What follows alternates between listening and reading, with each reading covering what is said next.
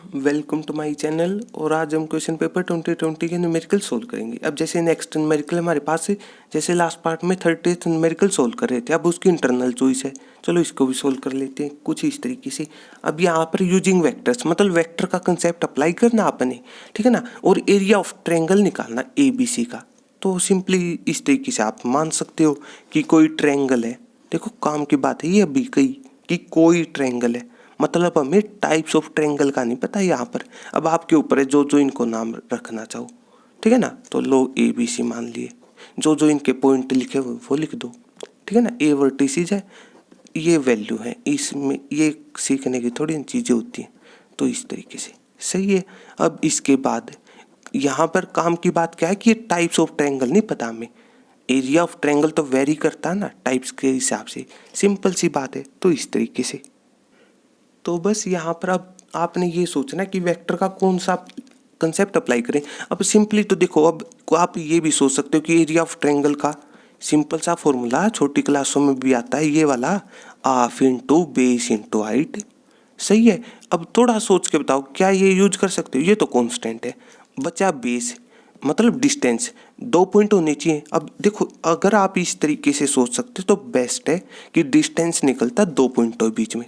2 point दिए हुए हैं, 2 पॉइंट दिए हुए हैं, सही है। तो मतलब बेस निकल आएगा, सही है। हाँ, अगर आप यहाँ पर कंफ्यूज हो रहे हो कि मतलब आपने यही बेस क्यों माना कि ऊपर ये पॉइंट है, देखो इन छोटी बातों में कंफ्यूज मत रहना। ये आपके ऊपर है, जिस भी नाम से तरीके से ये पैटर्न चूज करना चाहते हो बेस निकाल लोगे।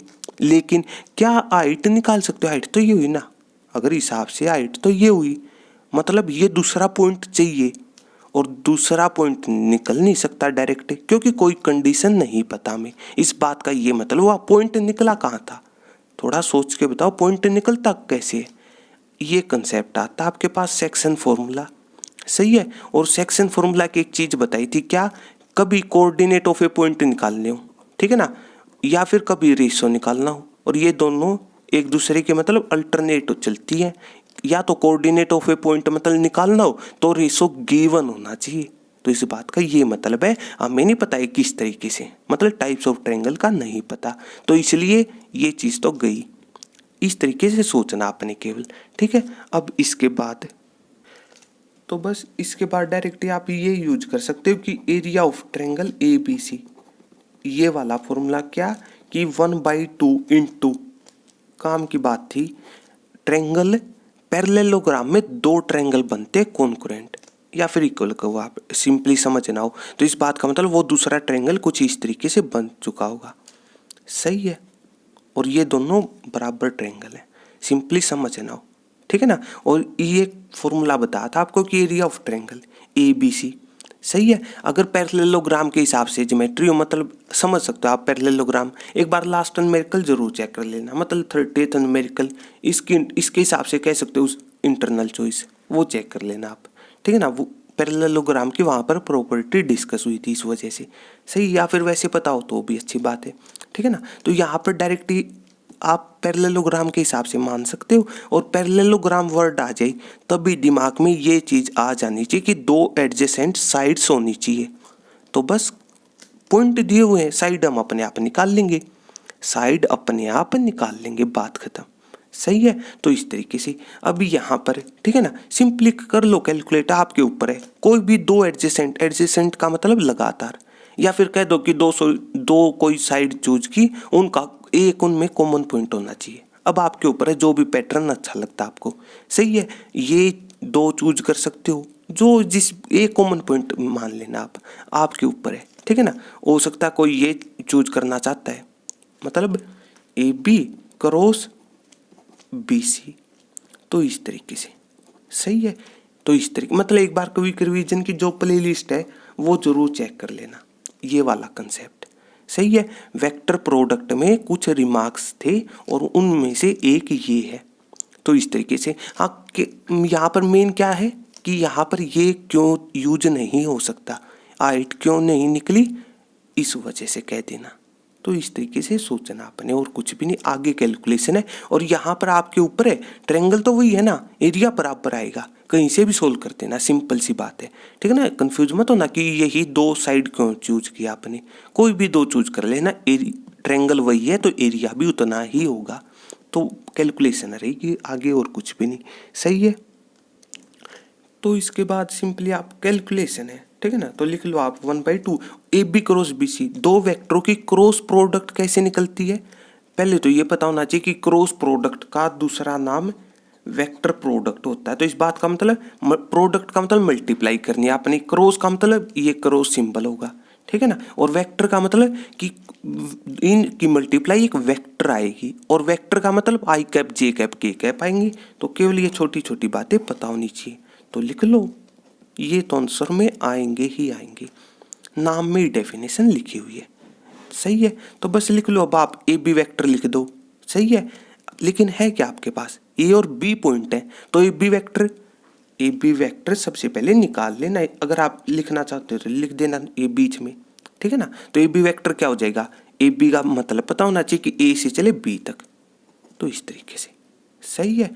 तो बस मतलब, और कैसे सोल्व होता है, बी में से ए को माइनस कर दो आप, लेकिन पॉइंटों के हिसाब से एक्चुअल में ये होता है, ओरिजिन के हिसाब से। सारी बातें डिटेल में डिस्कस हो चुकी हैं आपके साथ, केवल कैलकुलेशन है यहाँ पर, मतलब बी वालों में से ए वाले माइनस कर दो, डायरेक्ट लिख दो आप कैलकुलेशन। तो एक्स वाले आपस में डिफरेंस, तो 2 - 1 हो जाएगा, ठीक है। फिर यहाँ पर ये वाई एक्सिस पर डिफरेंस है ना, अब की बार इनका डिफरेंस, तो -1 माइनस फॉर्मूले वाला, ठीक है ना। और फिर 2 -1 -2 कैलकुलेशन है, ठीक है। और फिर 4 - 3, इसी तरीके से बी सी का मतलब बी से चले सी तक, सही है। तो यहाँ पर भी वही कर दो, अब की बार सी वालों में से बी वाले माइनस अपनी अपनी एक्सिस पर, तो 4 - 2 2 हो जाएगा, ठीक है ना। 5 माइनस फॉर्मूले वाला, और एक यहाँ पर प्लस हो जाए तो 5 + 1 कैलकुलेशन है, ठीक है। और -1 - 4, तो इस तरीके से, सही, केवल कैलकुलेशन है यहाँ पर, और कुछ भी नहीं। तो लिख लो अब आपको, अब ये सिंपली डेटर्मिनेंट है, कर लो सोल्व। तो डेटर्मिनेंट मतलब एक्सपेंड कर दो, मतलब सिंपली कह दो, आप लिखना चाहो एक्सपेंड अलोंग, चलो R1 के हिसाब से सोल्व कर रहे हैं, ठीक है ना। यहाँ पर कुछ नहीं, सिंपली तरीके बताए थे क्या, इस R1 का मतलब ये हो ना, पहली रो, ठीक है ना। इसके लिए इसकी रो और कॉलम भूल जाओ, इस आई कैप के लिए इसकी रो और कॉलम भूल जाओ, इनके आपस में क्रॉस मल्टीप्लाई कर दो। तो -3 × -5 प्लस का 15, ठीक है। और माइनस साइन आएगा जब नीचे से ऊपर जाओगे, फॉर्मूला है माइनस साइन आएगा, तो 6 × 1, ठीक है। फिर जे कैप के मल्टीप्लाई में समथिंग आएगा, तो इसी तरीके से इसके रो और कॉलम भूल जाओ, तो इनके आपस में मल्टीप्लाई -5 × 1, और माइनस साइन आएगा नीचे से ऊपर जाओगे 2 × 1 कैलकुलेशन है, ठीक है। इसी तरीके से फिर के कैप के इंटू में आएगा समथिंग, के कैप के इंटू में क्या आ जाएगा, इसी तरीके से इसकी रो और कॉलम भूल जाओ, तो इनके आपस में मल्टीप्लाई 6 × 1, माइनस साइन नीचे से ऊपर जाओगे, इनके आपस में मल्टीप्लाई 2 × -3 -6, एक पहले से कैलकुलेशन है +6 हो जाएगा, सही है। तो बस यहाँ से आप डायरेक्टली लिख देना, सही है। तो इस तरीके से, लेकिन ये तो वेक्टर हुआ ना, मैग्नीट्यूड थोड़ी निकला, a b cross b c determinant से सोल्व होता है, और हमें इस वेक्टर का क्रॉस प्रोडक्ट का तो रिजल्ट वेक्टर आएगा, उसका मैग्नीट्यूड लेना है। आप अगर यहाँ पर यूज करना चाहते हो तो डबल यूज कर देना, इनका अलग अलग मतलब है, इन चीज़ों का अलग अलग मतलब है, काम की बात इतनी है, ठीक है ना। क्यों अलग अलग मतलब है, ये डेटर्मिनेंट तो सोल्व हो रहा है क्रॉस प्रोडक्ट निकालने के लिए, लेकिन हमें मतलब नए वेक्टर का मैग्नीट्यूड निकालना है, तो ये ब्रैकेट उस वजह से, तो इस तरीके। हाँ, ये आपकी चॉइस है, सबसे पहले a b cross b c निकाल सकता है यहाँ से कोई, अगर ये 1/2 और ये चीज़ ना लिखो तो किसके बराबर हो जाएगी, ये a b cross b c के बराबर, तो इस तरीके से, सही है। डायरेक्टली आप यूज भी कर सकते हो, वो आपके ऊपर है, तो इस तरीके से, ठीक है ना। और फिर यहाँ पर लेकिन काम की बात अब भी रह चुकी है, इसमें क्या, एक्सपेंड करते वक्त एक काम की बात थी, R1 चूज कर रहे हो तो ये सिंपल आएंगे, ठीक है ना, यहाँ पर प्लस, मतलब वो काम की बात, तो इस तरीके वाली, सही है। ये आप डिटरमिनेंट में चेक कर सकते हो इस चीज़ को, इसका क्या मतलब था, सही है। R1 का मतलब ये हुआ, तो इस तरीके से बस यहाँ पर डायरेक्टली मतलब या फिर कह दो एरिया, तो मतलब एक वैल्यू आएगी, वेक्टर थोड़ी ना आएगा एरिया का रिजल्ट।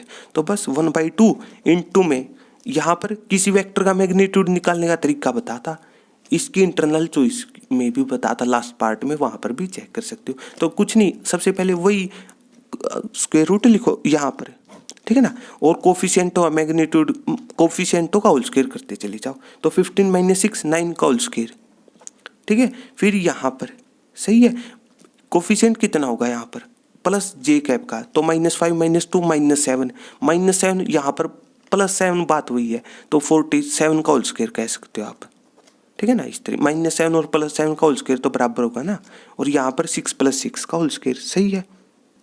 तो कैलकुलेशन मतलब 6 + 6, तो यहाँ पर मतलब उसका होल स्क्वायर 12 का होल स्क्वायर लो, सभी को ऐड कर देना और जो भी रिजल्ट है इसका लिख देना आप लास्ट में, ठीक है ना। इस तरह मतलब केवल कैलकुलेशन है यहाँ पर तो। और एरिया स्क्वायर यूनिट में होता है, लिखना चाहो तो इस तरीके वर्ड लिख देना, इसको कैलकुलेट कर लेना, सही है। मेन चीज़ यहाँ पर केवल सीखने की वो है, ये क्यों नहीं निकल सकता, क्योंकि हमें टाइप्स ऑफ ट्रायंगल का नहीं पता था। तो इस तरीके से केवल इन बातों की वजह से ये कंसेप्ट नहीं यूज हो सकता। और यहाँ पर कोई भी दो एडजेसेंट साइड्स के हिसाब से निकाल सकते हो, ट्रायंगल उतना ही है, एरिया बराबर निकल कर आएगा। तो इस तरीके से ये कैलकुलेशन रहेगी, सही है। इसी तरीके से हम नेक्स्ट न्यूमेरिकल सोल्व कर लेंगे। तो अगर आपको मेरी वीडियो अच्छी लगी तो इसको लाइक कीजिए और मेरे चैनल को सब्सक्राइब कीजिए। तब तक के लिए थैंक यू।